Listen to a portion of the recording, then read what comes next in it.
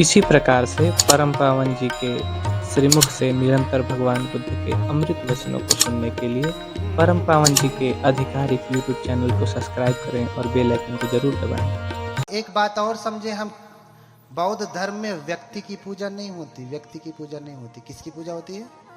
गुणों की। किसकी पूजा? गुणों की पूजा होती है, गुणों की।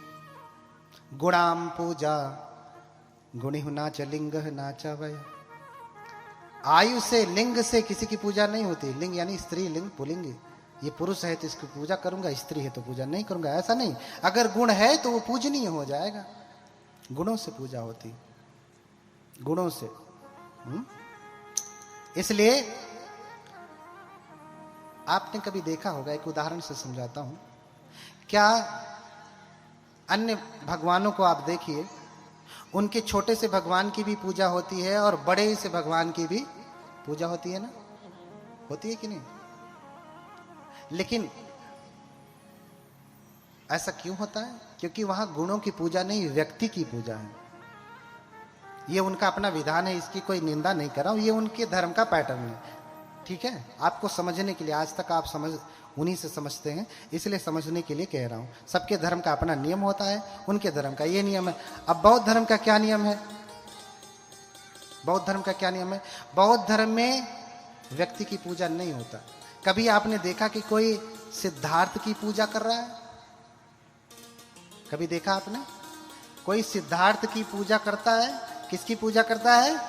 बुद्ध की। बुद्ध क्या सिद्धार्थ से अलग हैं?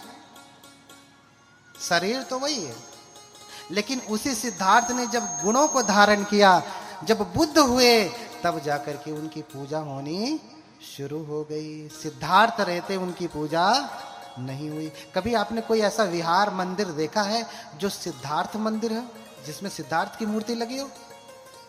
लेकिन वही सिद्धार्थ जब गुणों को धारण कर लेते हैं, बुद्ध हो जाते हैं, तो बुद्ध के मंदिर, बुद्ध विहार सब जगह दिखते हैं आपको।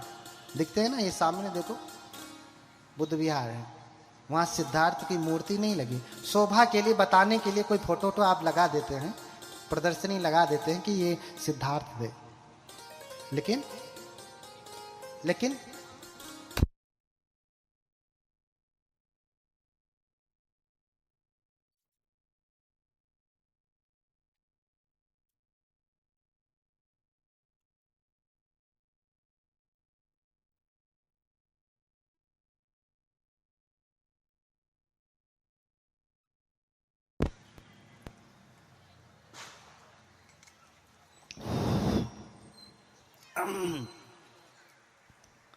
बोलिए भगवान बुद्ध की। आ पिराए लगने गोड़ देखा, दुश्मन कष्ट देवे लगल ने। पड़ोसिया देता हो कि यही दे रहा है ना? जो आपका दुश्मन है, देखिए कष्ट देने लगा। अभी सबसे बड़ा दुश्मन कष्ट दे रहा है।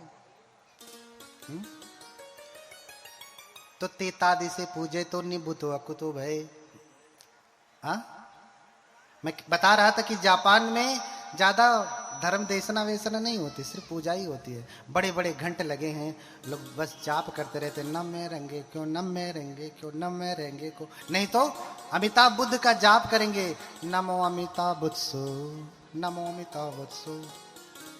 या तो फिर चाइनीज लोग अपनी भाषा में नमो अमिताभ, क्या कहते हैं? नमः अमिताभाय कहते हैं, संस्कृत में कहा जाए तो।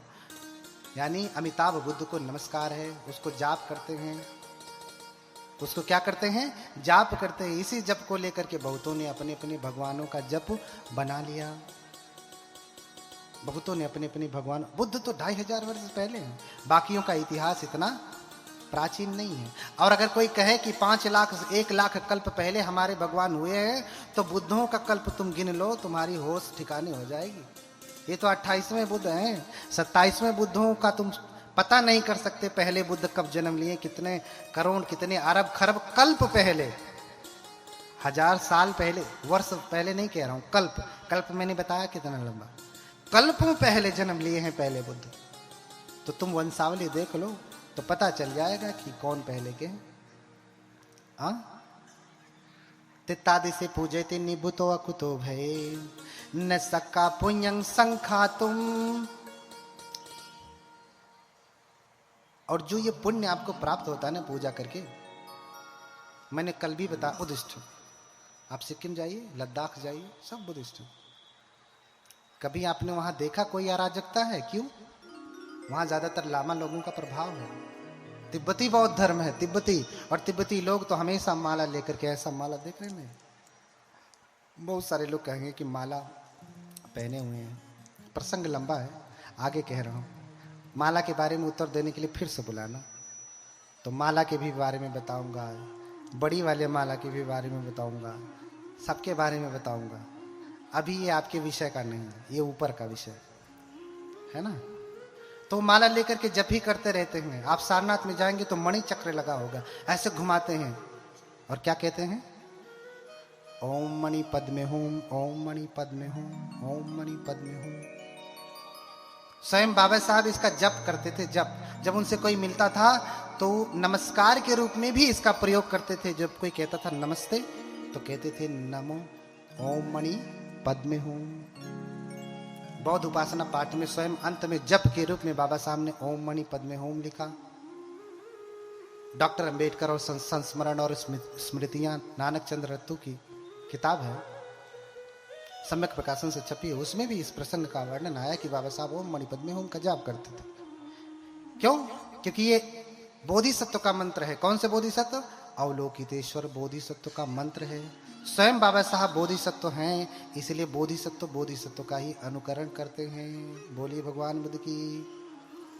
इसलिए बोधिसत्व का मंत्र जाप किया। उसके कारण और भी हैं। क्यों मैं ऐसा कह रहा हूं? क्योंकि जब उनसे पूछा गया कि आप ऐसा क्यों कहते हैं, कहते हैं कि नमस्ते में अगर देखा जाए तो नमस्ते का संधि विच्छेद करेंगे तो क्या होगा? नमः अस्तुते क्या होगा? बाबा साहब ने नहीं लिखा, मैं बता रहा हूं कि उसका क्या होगा। उसका विच्छेद करके नहीं बताया, मैं बता रहा हूं कि नमः अस्तुते। हाँ, आपको नमस्कार है, अर्थात इसमें झुकने का भाव है। लेकिन ओम मणि पद्मे हूम का अर्थ है बुद्धत्व रूपी कमल को खिलने दो, अर्थात बुद्ध बनने दो। और बोधिसत्व बाबा साहब स्वयं अगर कहा जाए तो महायान को मानते हैं, थेरवाद को नहीं, महायान को मानते हैं। उनके दीक्षा लेने का तरीका भी महायानी है। आपने देखा कि पैर मोड़ करके पीछे बैठ करके उन्होंने दीक्षा लिया। पुराना वीडियो यूट्यूब पे पड़ा होगा उनका दीक्षा का, आप देख लीजिएगा। दीक्षा लेने के बाद ऐसे हाथ पांव छूते हैं। ध्यान से देखना वीडियो, रोज तो देखते हो, लेकिन मैंने कहा ना, आंखों से थोड़ी नहीं दिखाई देता। किससे दिखाई देता है? ध्यान से। किससे दिखाई देता है? ध्यान से। आंख नहीं देख सकती, ध्यान देख सकता है। इसलिए कहते हैं जरा ध्यान से देखना। वीडियो पड़ा है यूट्यूब पे। ऐसे करके पांव छूते हैं, और तुम पांव छू लो, हम पांव छू ले, कहते देख रहे हैं किसी और धर्म के बारे में, ये तो विधर्मी हो गए। अब पांव छू लिए तो अब तो ये भगवान बुद्ध को नहीं मानेंगे, अब तो बाबा साहब को नहीं मानेंगे, अब अधर्मी हो गए। अब पूरा पाप आकर के घेर लिया, अंदर घुस गया, गला जाम हो गया, सांस नहीं ले पा रहे। हाँ, अरे भैया, ये लौकिक व्यवहार में चल रहा है। कोई आया पहली बार, अभी प्रणाम कर रहा है, सीखेगा। हाँ, सीखेगा। उसको कमेंट कर देंगे, लेकिन हमारे धर्म में प्रणाम करने का क्या विधान है?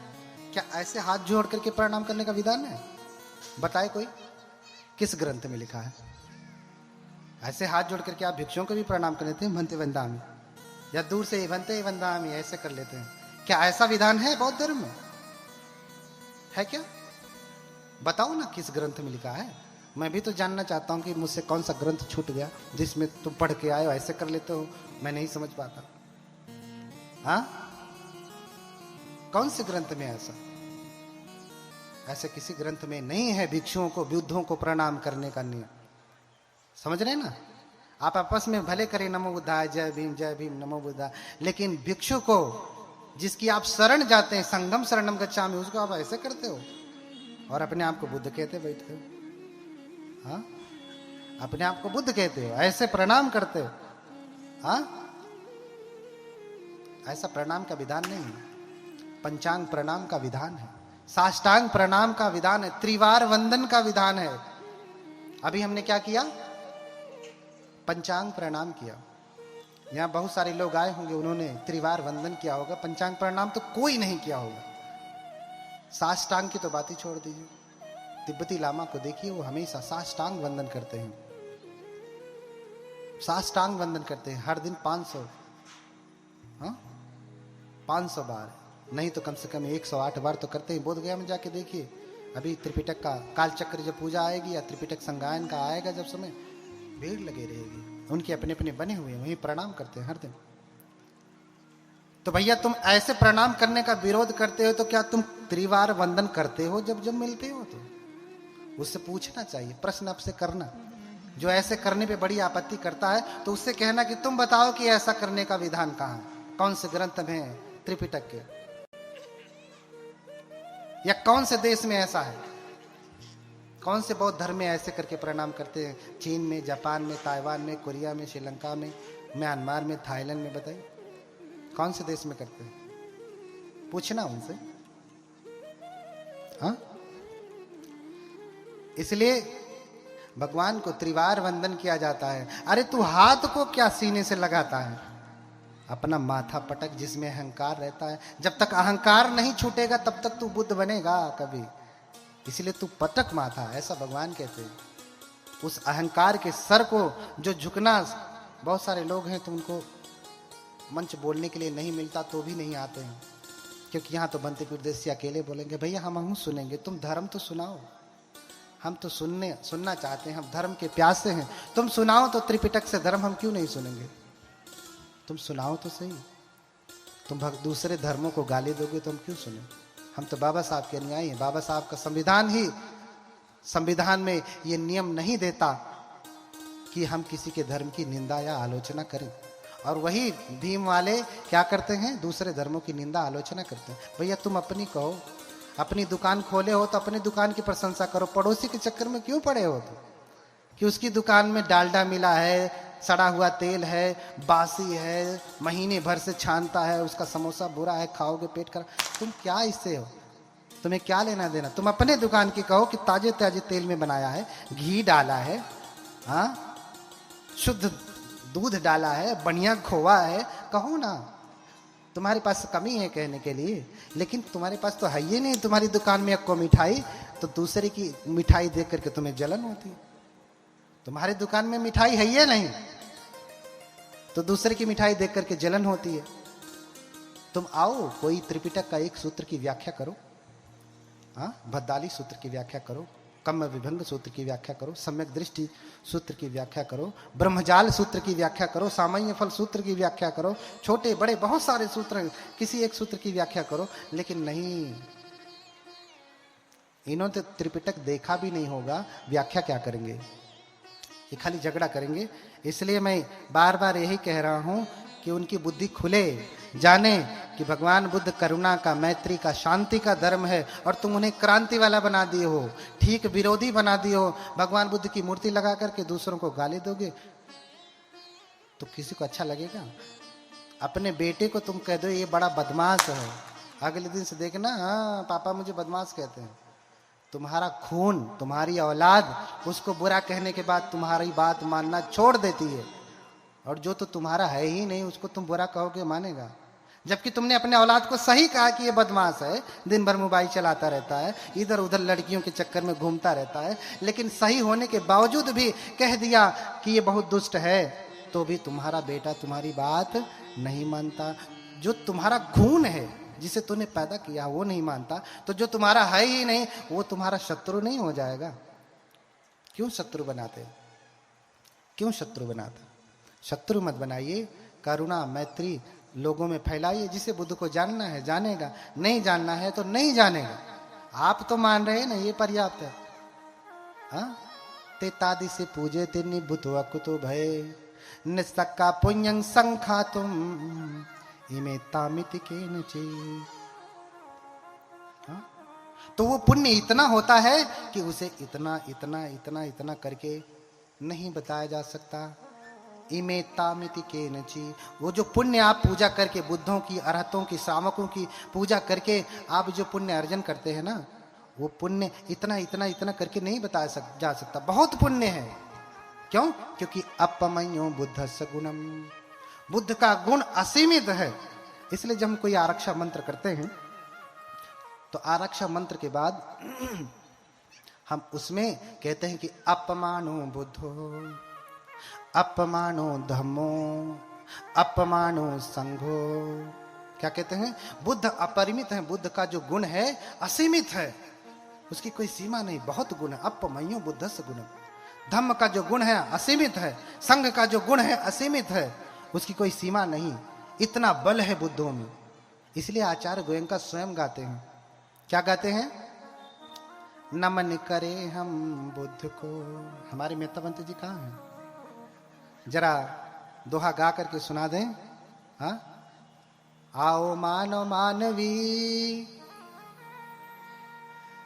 चले धर्म के पंथ, इस पथ चलते संत जन, इस पथ चलते ज्ञानी जन, इस पथ चलते संत। कौन चलता? ज्ञानी चलते हैं, संत चलते हैं, जंगाली नहीं चलते। कौन चलते हैं? इस पथ चलते ज्ञानी जन, इस पथ चलते संत। जब चलते हैं तो क्या करते हैं? क्या कहते हैं वो? नमन करें हम बुद्ध को, बुद्ध करें कल्याण, बुद्ध सदा रक्षा करें, बुद्ध बड़ा बलवान। बोलिए, बोलिए, हाथ जोड़ करके बोलिए। क्या बोलते हैं? नमन करें हम बुद्ध को, बुद्ध करें कल्याण, बुद्ध सदा रक्षा करें, बुद्ध बड़ा बलवान। अंत में गाया ही, उनसे रहा नहीं गया कि हम बुद्ध को नमन करते हैं। क्यों? क्योंकि बुद्ध बड़ा बलवान, बुद्ध से बड़ा कोई बलवान नहीं। और बुद्ध सदा रक्षा करे। हाँ, बुद्ध हमेशा हमारी रक्षा करें। और कैसे रक्षा करेंगे? पहली बात तो आप समझो कि बुद्ध की पूजा कर भी कौन सकता है। पहले तो तुम्हें करने का भाव जगे, श्रद्धा जगे। पहला प्रश्न, अगर करना भी जाओ तो कौन कर सकता है बुद्ध की पूजा? बताइए, बुद्ध की पूजा कौन कर सकता है? एक को प्रश्न का उत्तर ना, कुल वैज्ञानिक झूठे बने लेना है। हाँ, बुद्ध की पूजा कौन कर सकता है? इसका उत्तर कहां दिया गया? उत्तर मैं देता हूं, आप ढूंढते रह जाएंगे। इसलिए तो आया हूं। उतने दूर से उपासिका ने टिकट विकट करवा करके बुलाया कि आइए भंते जी, इन सबको सुनाइए। अपने घर पे भी बुला लेते, इतना खर्चा भी नहीं करना पड़ता। हाँ, ज्यादा समय भी उनको दे देते। अब तो हम वहीं रह करके भी उनको समय नहीं दे पा रहे। वो जब से आए हैं तब से कह रही, भंते जी हमारे घर में आधे घंटे की पूजा कर दीजिए। आधे घंटे की पूजा नहीं कर पा रहा हूं उनके घर में। कभी इधर, कभी उधर, कभी उधर। कोई कह रहा अपना पाँव यहाँ रख दीजिए, कोई कह रहा अपना पाँव यहाँ रख दीजिए। हम कहें कि यहीं रुको, काट के यहीं दे दे रहे, रखते रहना इधर उधर। हाँ, सारा पुण्य पहुए रखवाने में हो गया। हाँ, उसका भी पुण्य है, लेकिन सारा पुण्य पांव रखवाने में, कथा के आयोजन में नहीं। सबसे बड़ा दान क्या कहा भगवान ने? क्या कहा? आप दान बहुत कुछ करते हैं, लेकिन सबसे बड़ा दान क्या है? हाँ, धम्म दान। धम्म दान, सब दानंग धम्म दानंग जिनाति। धर्म का दान सबसे बड़ा दान है इस धरती पे। कपड़ा भी फट जाता है, भोजन भी पच जाता है, हाँ,